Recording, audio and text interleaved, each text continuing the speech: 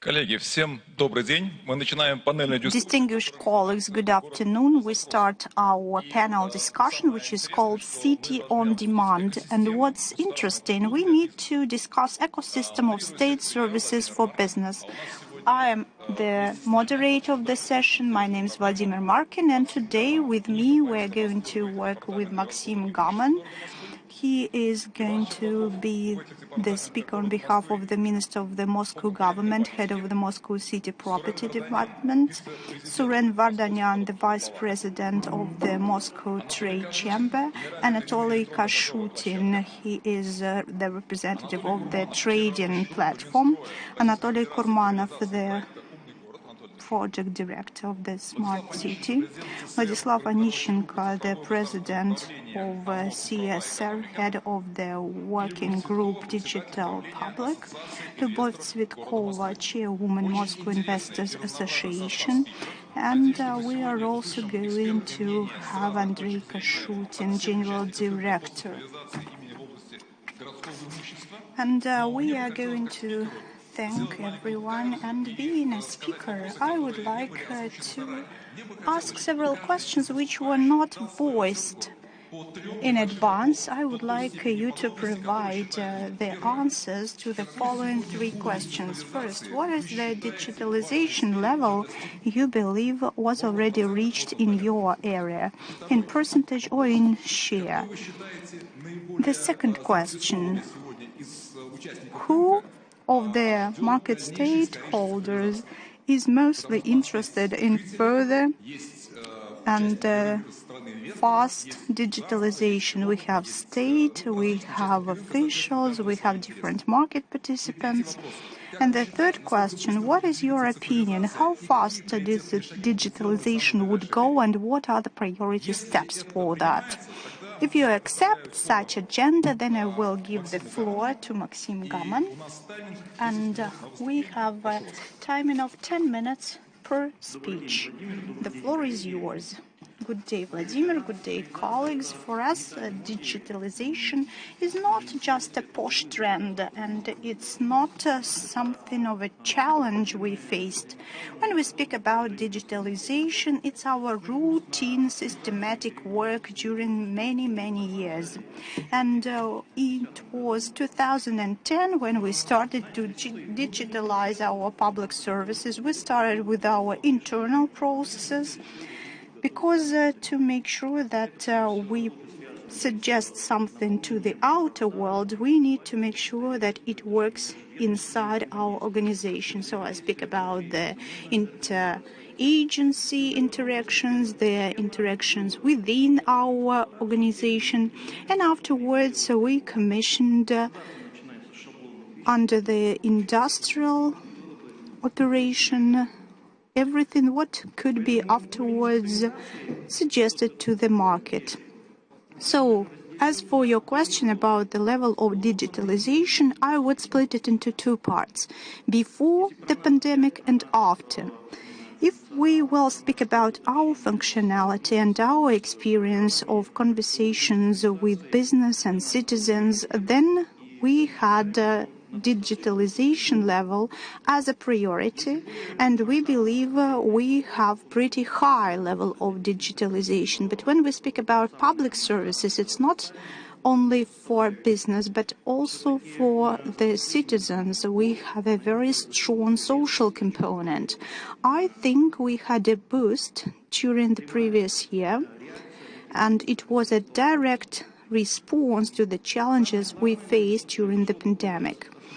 And what's even more important, now we also have courage, and we also revisited some of the ideas. Because, you know, when we speak about public structures, we deal with an organism where we have to take the decisions with several participants. That's why there were several fears and we had concerns, and it was difficult to move forward very fast, and probably later on this trend or even this drive will remain. As for the achievements, what can we fail in our cooperation with business. In January in 2010, we made the first step forward, which could be taken as the reinvention of the state services. You know that each of the bodies is trying to work digitally, but we had a higher bar. We suggested to start providing public services online, and we reinvented it, let's say so. For us, it was important not only to provide the option to a person to have the remote format of interaction and application. For us, it became important to provide the state service, the public service, from the very end to the very end, only in digital. And that's why we started with the sales of our property using tenders. And when we started in 2010, and when we had first responses, and when we had several rumors about Yuhan, we had already implemented such approach. The sale of public property and the purchase of public property was done remotely from the very beginning till the very end. And that's why when we interacted with Rosriest, we even started to work with that digitally. We signed it digitally, and we registered the appropriate agreement there also remotely. We understand that we should not be complacent, we should move on.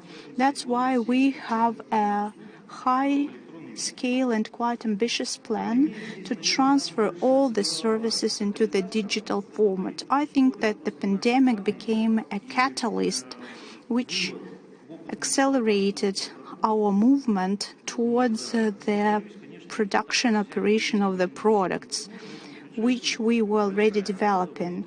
But of course, we need to perform first the work internally, and only afterwards we're able to provide it and propose it to the market.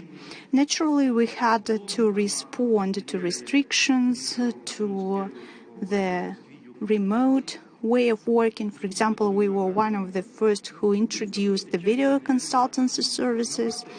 Probably we have complex services. Sometimes it's quite difficult for the users to start using them.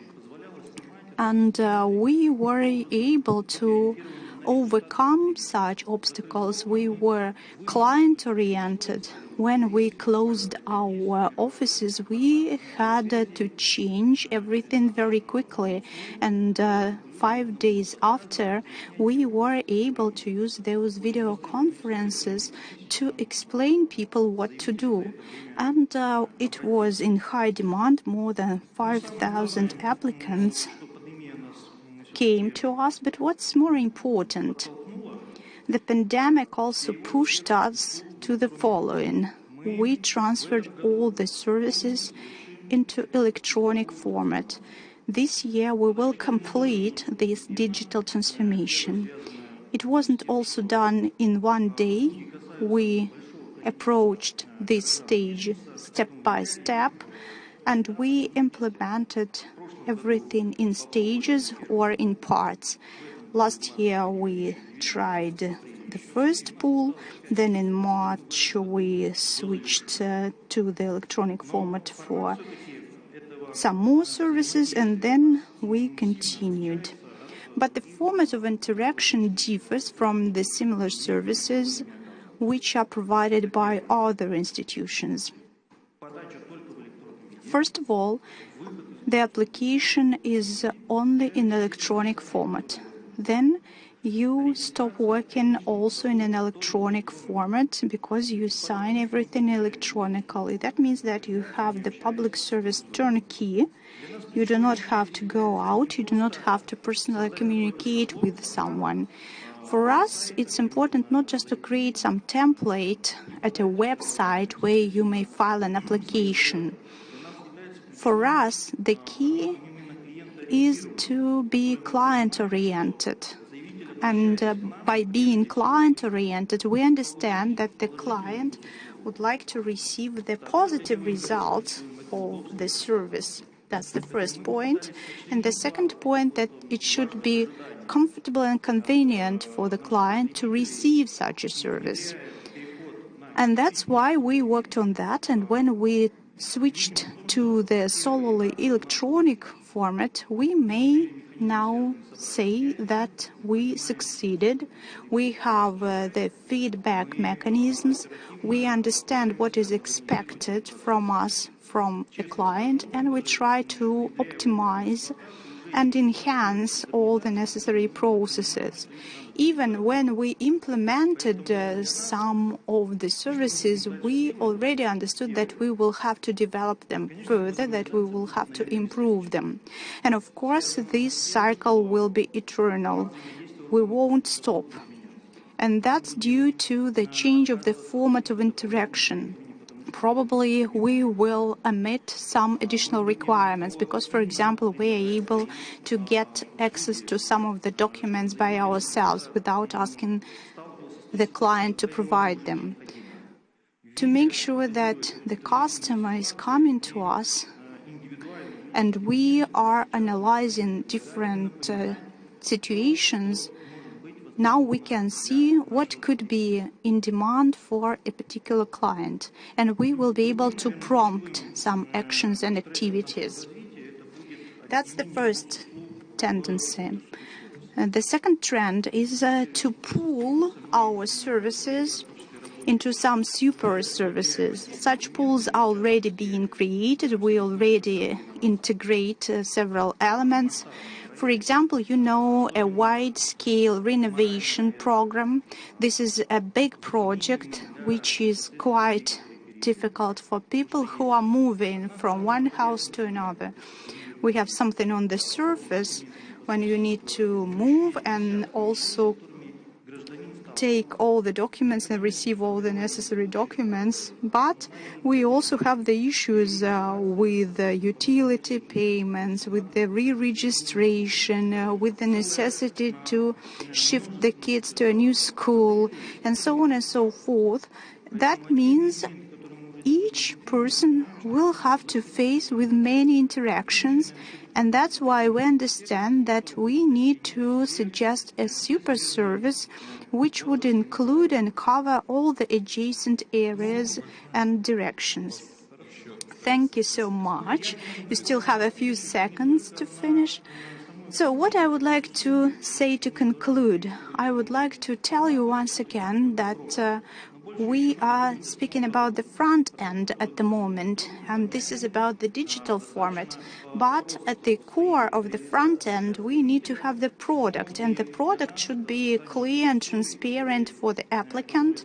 And from our side, we need to create the conditions to be a market player and to be competitive. Okay, what about your assessment of the digitalization level in your department? If we speak about the mathematical model, it is more than 80%. If we speak about the quality component, then we will see that we can implement something in future, so go from dream to reality. Does that mean that digitalization allowed you not to put on hold the whole machine, but the pandemic even sped up the movement towards digitalization? Yes, you're right, and I think that was due to good preparatory efforts which we performed beforehand, and due to that preparatory efforts we were able to respond and react quickly. Okay, now I would like to pass the floor to the next speaker, and I would like to ask about the tenders and about the challenges in the property and real estate. Okay, Maxim Gaman had already said a few words about renting and tender procedures. Indeed, this is the Moscow Department for Competent Moscow department is responsible for that, but let's imagine just 5 years ago we had the tenders after an applicant filed a paper application. Afterwards, an applicant should come to the tender procedure, maybe not once. Afterwards, you have to come and sign. So that means from 5 to 7 visits to the authority responsible for a particular service. And currently, we have the unified city portal, and via that portal, we are able to rent or sell some real estate objects. And that is completely electronical. That means that you go to the website, and it's not just a photograph, it's a 3D virtual tour. So you may look around and you do not have to visit the site, especially taking into account Moscow traffic. Or maybe it will also narrow the number of objects to be visited personally.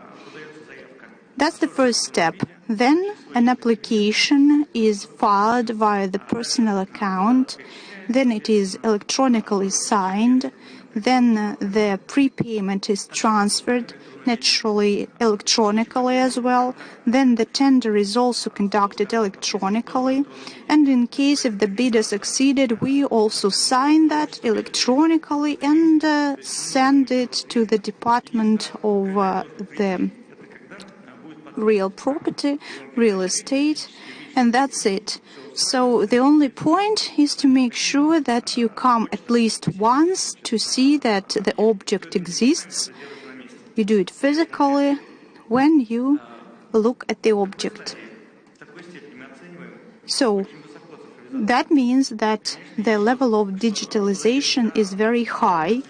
Of course, we need to continue with improvements. For example, we need to improve personal accounts to ensure that it is more convenient for the potential bidders. And we are developing in that area, and we have a joint platform which is being developed to sell and lease out or rent out the real estate objects. And we do not only sell, but we also purchase for the needs of the city. And if you would look at that, then you will be able to split all such purchases as according to Federal Law number 44, you can split them into two big parts. And when we speak about the objects which fall into the first group, we have to make sure that we have to use 8 specific tender platforms which are specified in the legal documents. And we also have slow volumes up to 600,000 rubles. In this case, you may just sign an agreement in paper, and that is just again for convenience. You do not buy anything expensive, probably paper or some pieces of furniture. But when we speak about Moscow, then we will have a pretty big figure, around 40 billion rubles, and then we decided to create the suppliers portal to unify all the suppliers of all different products. We decided to call it B2G marketplace, where this non-competition procedure became a competition procedure. In this case, we have a session. It's a kind of an auction, but the auction which is very short, 3, 6, or 24 hours, depending on the amount of money. And after such short procedure, we identify the winner.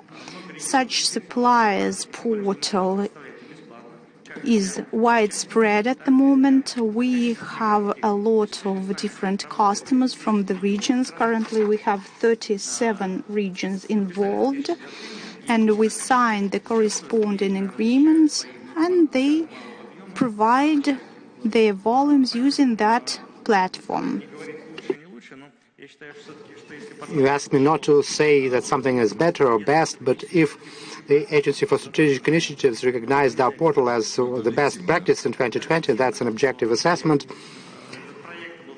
And this project was included into the Smart Tech category and recommended for the regions to use it.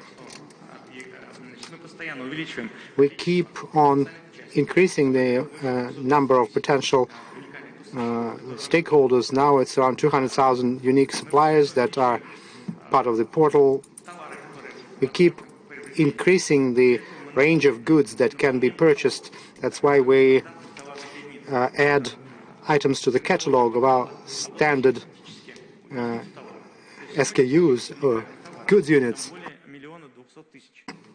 And there's more than 1,200,000 unique products where you can start quoting sessions.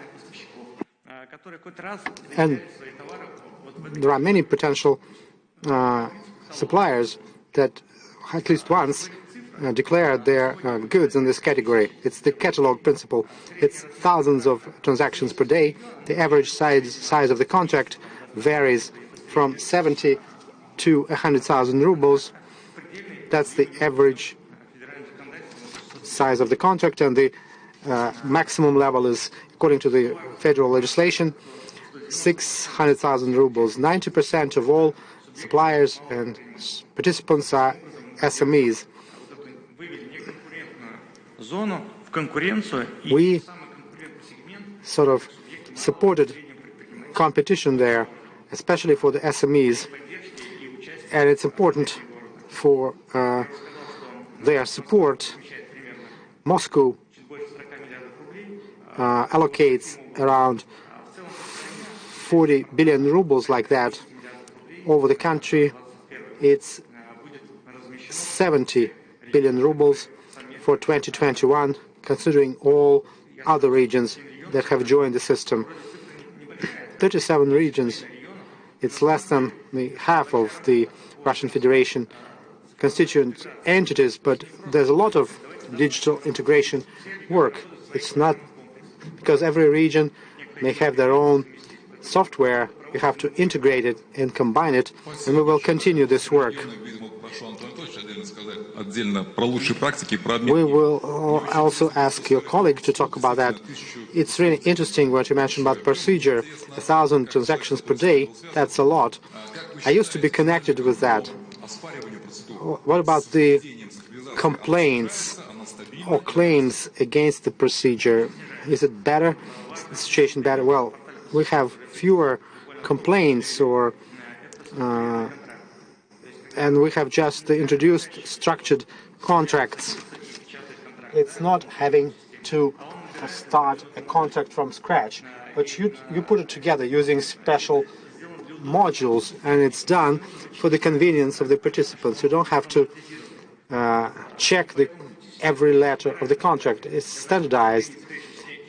And the federal level, there are these amendments that are being approved to Federal Law 44, envisaging structured contracts, and it will soon be considered by the Federation Council and signed by the President. There are these structured parts for all other competing procedures, and we are already ahead of that, and we have introduced it at our supplier portal. Thank you very much indeed. It was a really interesting presentation, and you said that the main beneficiary is the kind of business that is interested in supply and purchase arrangements. And now my question to Suren Vardanyan, as the representative of MTPP, what do you think, what kind of feedback do we get, and is it true what our colleagues are saying? Thank you, Vladimir, for your question. We have been observing an interesting track of dense communication between the business community and the government authorities. It's also about developing and implementation of certain information decisions. In our Chamber of Industry and Trade of Moscow, we have discussed this supplier portal. We tested it. We supplied it to the regions. As practice has shown, it's one of the most demanded and fine-tuned mechanisms allowing SMEs to take part in certain auctions. The system of chambers of industry and trade and a special ecosystem of business communities. It exists in many countries and it helps adjust the requirements of business to the issues of the authority and the society, and it allows us to think about communication of and discussion of digital issues there. Let me point out a few items here. First of all, there's this fact that we understand for ourselves there are several models of speeding up the digitalization process. We have made huge progress. The period that could have been passed in a few years, it took us only 1 year. It impacted all our algorithms and business aspects. On the other hand, there's this psychological factor for entrepreneurs and employees as they use digital technologies. That's why we are creating our own platforms that we are connecting with the state-run services platforms. We have created this business market platform, and we combine it with a number of chambers. It's about services of specialists, and regional chambers are uniting, and foreign chambers are joining those projects and share their experience. And we are willing to share our solutions with the state-based platform, like to Moscow Innovation Cluster, because they need to promote businesses. Without digitalization, it would be really hard to do. What else is interesting? Digitalization allowed us to really optimize the process of communication between companies and how we communicate the information on state tenders to our companies.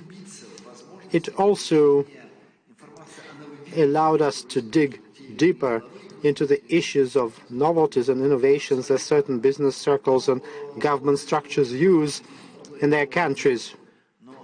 Smart cities are often discussed at such conferences.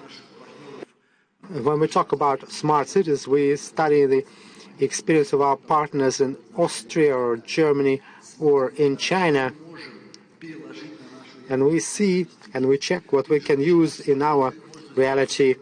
We look at how we can use Internet of Things, which eventually changes everything in this interaction. It's because it's interacting with every individual client, and business is another consumer sometimes of what the government has to offer on the one hand. On the other hand, the entrepreneur sells their products and services. It's also about their connection with individual citizens. Now, whether we have a tool which is easy to operate, that's an important task to make sure the city is comfortable, social, and client-oriented. That's a good word, client-oriented. We can talk about lots of different instruments. You can discuss a regulatory framework for them to work, but this term, client-oriented, is the key. From our point of view, business needs to give to the government their expert assessment of certain solutions. All right, we will have these investors or construction sector specialists or IT specialists talking and discussing, and they are the ones that use those solutions daily. And the kind of communication we have started now is really useful. when the government representatives implement the project of public services, they can assess how it can be used, and business circles can give that kind of assessment.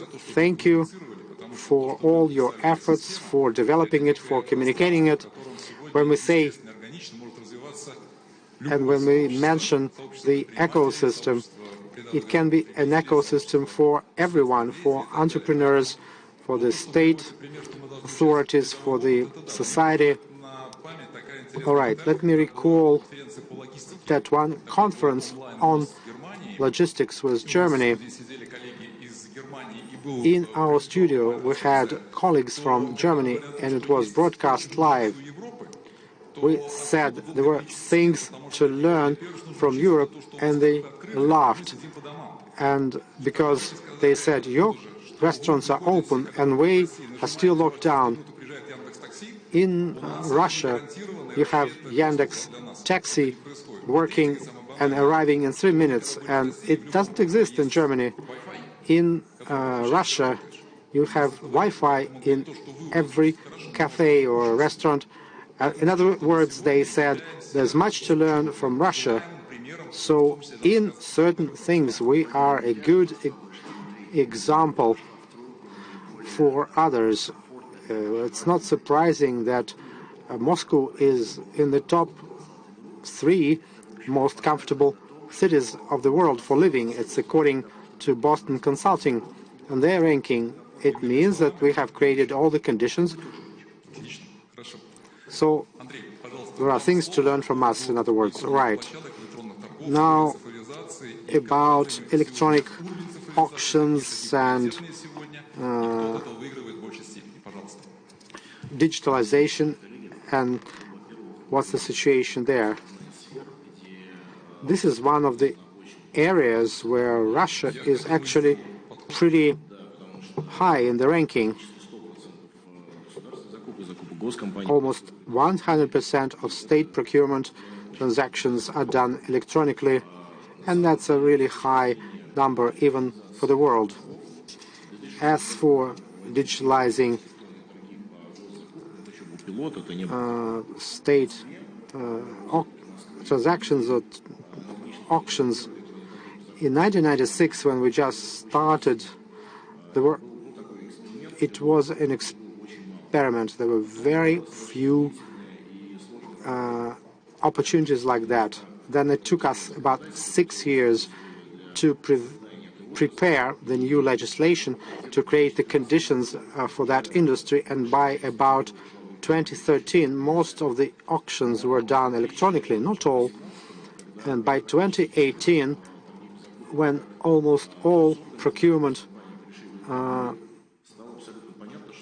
trading sessions and auctions were switched to the electronic format, we realized that we needed to add electronic services to that, something that we've been doing for the last 6 or 7 years.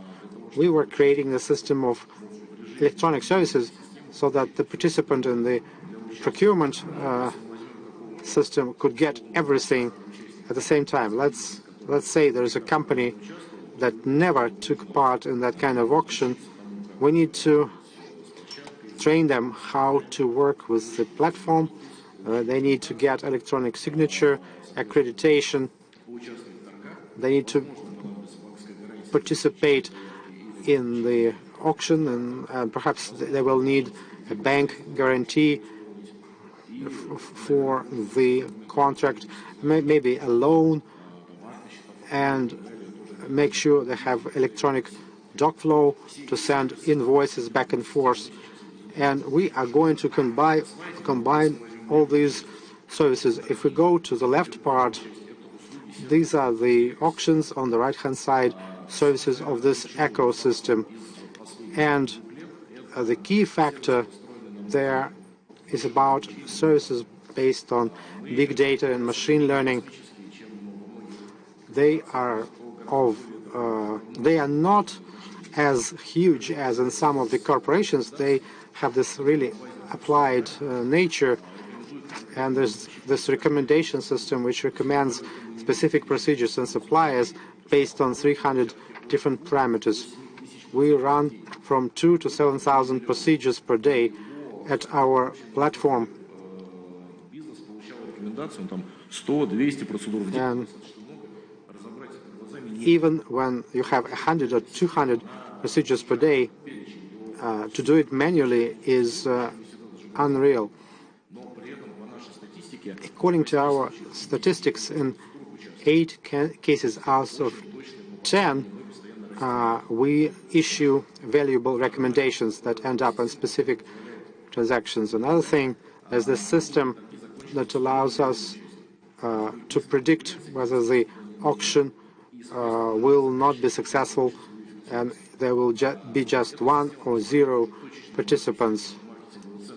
And then our marketing department takes steps to improve competition and make sure that the business is aware of that situation. Our precision at this point is 65%. We can see that the procedure may not end well, and when we begin focusing on it. Another point is this common entry point to all those services. A couple of weeks ago, we launched our updated entry interface. It has to be convenient, and it's, of course, adjusted for the use on mobile devices, tablets, and so on. There's another point that I wanted to mention separately. We understood that business wants to purchase stuff electronically, but sometimes there are limitations regarding state procurement. And we have launched a separate platform for the procurement of businesses. It's really flexible. It takes only a short time to register, and there are different approaches there. You can have a super simple system. Sometimes it's overcomplicated, but in our case, it will allow the business to reduce their costs using the experience they have accumulated in the state procurement system, and also reduce their operational expenditures. Our area is highly digitalized, about 95%. The only thing where there is a physical presence, according to the law, is when we issue the electronic signature. Rostelecom is building this single system of remote user identification, and then it will be 100% automated. Thank you, Andrei. Most importantly, what you said is that you don't just get arrays of data, but you have enough time to analyze it. All over the world, from 5 to 7% of data is really processed and used in real time. The remaining data is not processed. This is what we did in the Moscow region, because to accumulate data is one thing, it's much more complicated to analyze it, but to use it in real time, it's even more complicated. And please, Anatoly Kurmanov may give us more details about the level of digitalization that we have in the regions, and most importantly from the representatives of Ministry of Construction. It's easier for you to see where digitalization leads us. Yes, good afternoon, dear colleagues. Indeed, I would also like to start with the following. If we use this or that solution, we need to understand the whole concept of that. A digit is not a goal. A digit is a tool to solve this or that tasks. And if we speak about some of the key goals, of course, we need to increase the competitiveness of our cities or maybe several regions. So currently the digits do not change, but we are currently trying to attract a person, the comfortable environment where they would like to live. That's why we need to make sure that people, and who is doing businesses? People is doing businesses. That's why we need to make sure that we have the comfortable conditions for conduct of business. And that's why we are having 5 key principles when we started with the smart city, which is currently the smart region. Of course, I would not hope that Moscow is the best city in the world, and I think that we need to take into account the whole territories, which is also spread, and we do not have only cities, but we also have towns and some smaller settlements. And when we speak about the public services, if we speak about business services, we need to ensure the comfortable and safe environment. First of all, the increased quality of resource management, that's important for the business and for the people. And when I say resources, I mean different types of resources. And as we still work with money, we need to focus on our economic efficiency, including the service component, because we do not have an opportunity, and also we do not have a task sometimes to purchase something really big. And now the state is also buying something as a service. And when we speak about the informational database of the Moscow region, I hope that this will also be recreated into the regional project. But the point is that if we have the data on the civil construction, we need to use that data, because without that we won't be able to develop anything. And when we speak about the data into main oblast, into main region, we understand that this is the system where the state collects the data, allowing them to provide the services both for businesses and for people. And afterwards, the services will change to the proactive services. Here is the information about the informational system, when you can collect the necessary information, and then you may issue the technical specifications when we speak about heat supply and water supply. And currently we reduced the number of days required to receive such documents. It's important for everyone. Here is example of the electronic interaction between business and authorities. Due to pandemic, we had some restrictions concerning movements, and that's why we were able to do that fast. And at that point of time, SMEs just had to populate the questionnaire, and within a year they had those payments automatically. Here is the example of Belgorod region. This is a kind of a digital office, and when our foreign colleagues can see our project, My Documents, this is multifunctional offices, they cannot understand how we were able to achieve that. And here is the virtual environment, which was already done by Belgorod colleagues. I would like to reiterate once again the information about the Moscow region. Here you are able to work with several services. Here you, for example, can understand where the land plot is located to make sure that it is not in the forest. Is it true that you used the drones to digitalize that? That was like helicopters or still drones? No, it were actually airplanes, and we indeed had the survey from the air with the airplane.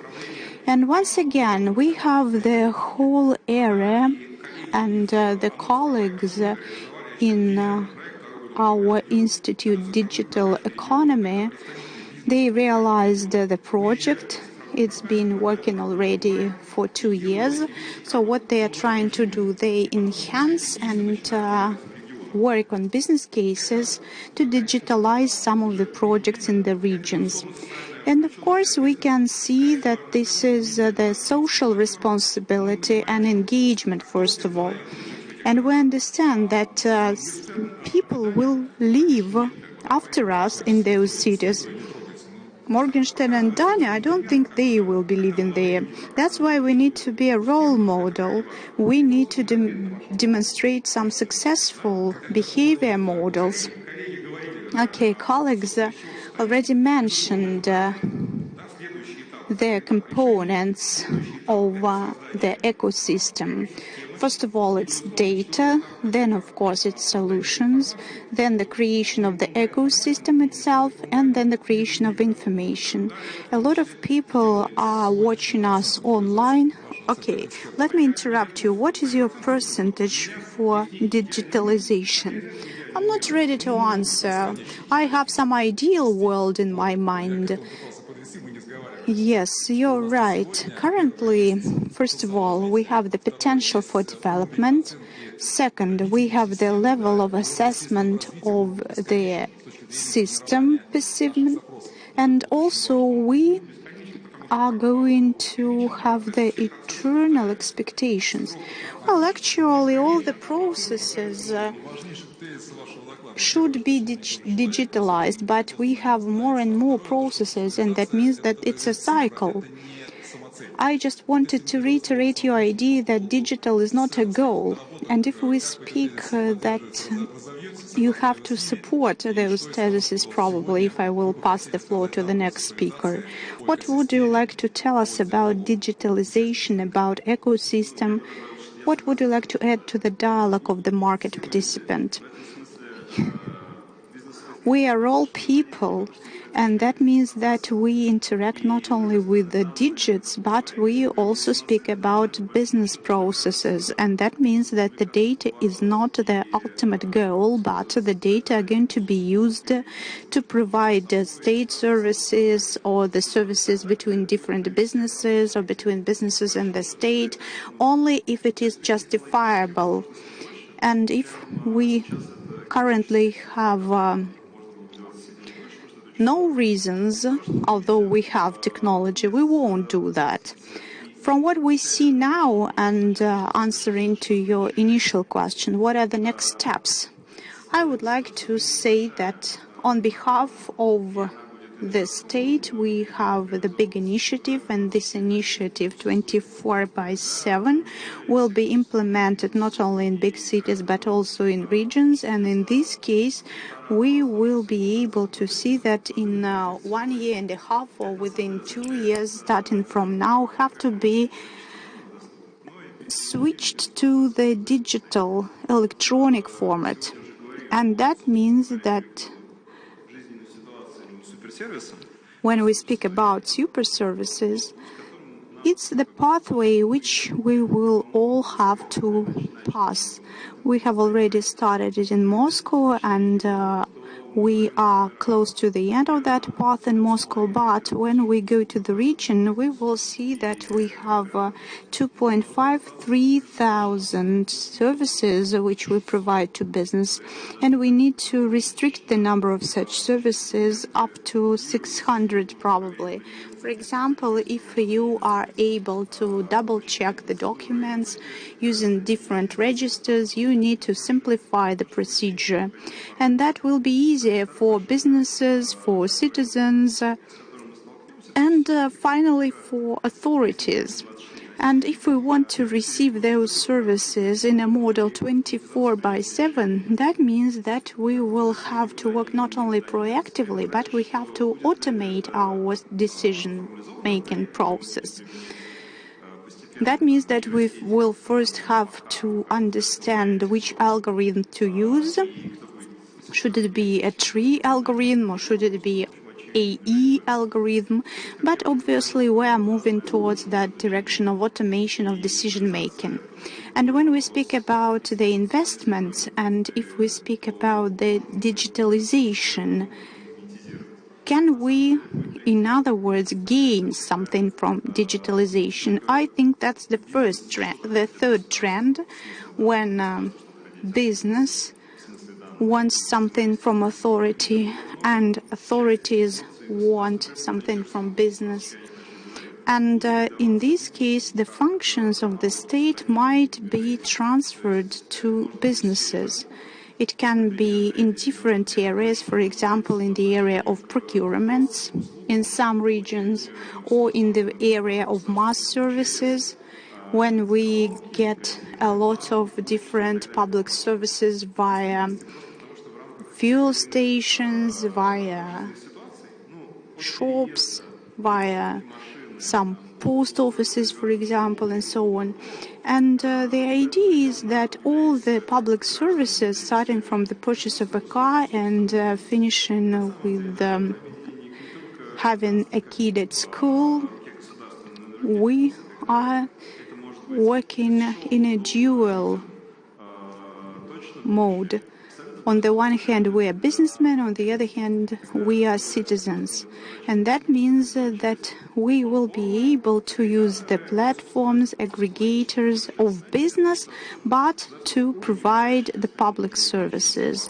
That means that if the state understands that they need to speed up the process, the only way is to delegate the responsibilities to business and to construct ecosystems together with business. And the last part which I wanted to mention, I would like to mention a few words about the new sphere. Well, maybe not a new one, but a significant one. It's the issue of integrity and relevance. And also it's the topic of legality of this or that transaction. Probably that should be the state who should ensure the creation of such environment of trust. In this case, we will be able to use different technological tools and methods, for example, electronic signatures, to make sure that we will use that. And as for your question, I would say 10% and maybe 20 or 30% of what we could have now. Because we have the future, technological future, which is far away from us. And I would like to return to my idea of justifiable. We need to make sure about justifiable. Okay, you speak about the smoothness, and when you try to create a logic for artificial intelligence, that's important, but it's vertical, it's not horizontal. And I also been working with the high school, and I've been dealing with the digitalization of rates. And it was a surprise for me that the only way to justify the tariff is to use mathematical modeling. And in this case, we will be able to see how the workload on the budget change and how the participants of the market will behave in case this or that tariff changes. This is also an autonomous part, but it should also be included into the areas which we discuss. Thank you very much, Lyubov. I am glad that you're able to summarize everything briefly, and you are able to conclude at the moment. And you are the only lady, so I think that we may allocate even 1 minute more. Speaker, unfortunately, I can hear the speaker. Okay, when I looked at the list of the participants, I was happy because I thought that I will be the only lady among men, but you decided that I will be sitting on the side, but I will be concluding, which is really nice. And I will be speaking about tenders and about other aspects of economic relations. I'm not an expert in other areas because we are dealing with real estate. When we speak about the construction digitalization level, I think it's around 90%. And probably it could be a little bit less. Why less? Because we are focusing on a shorter period of time being a consumer. And you understand better if you have an ultimate consumer. I even decided to quote it. Public service without practical interaction with the final consumer. That's your trend. And we are being a business which performs construction, and I would say that it's been 8 years already when the public services works, and I would like to say that it improved a lot. And currently we do not have some headache which we used to have beforehand. But that trend which you've mentioned, interaction without involvement of the end consumer, it could be good on the one hand, but it is not so good on the other hand, because sometimes we didn't receive the positive result of the interaction, but sometimes we have the rejections, and in this case we may even not understand why our application was rejected. You do not know what you did wrong and on which page of the documents. Of course, it's very good when you have public services, you have a good procedure, but we do not know what to do if some of the services is rejected. Sometimes we do not understand even the essence, what was wrong, and of course we do not understand what and when we should do to rectify the situation. Of course, we look at the digitalization as something good, but unfortunately the public service is not perfect from the very beginning, because the officials work on that and they understand what they want to do, but ordinary people not necessarily are aware about all that nuances, and the technical support cannot always support the end consumers.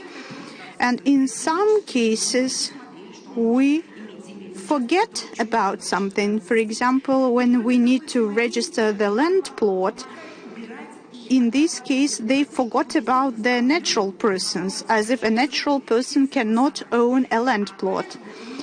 That means that if we have close cooperation and interaction, we still need to have such interaction, because otherwise we might miss something and you won't receive the feedback. That's why please keep the platforms where we still can interact.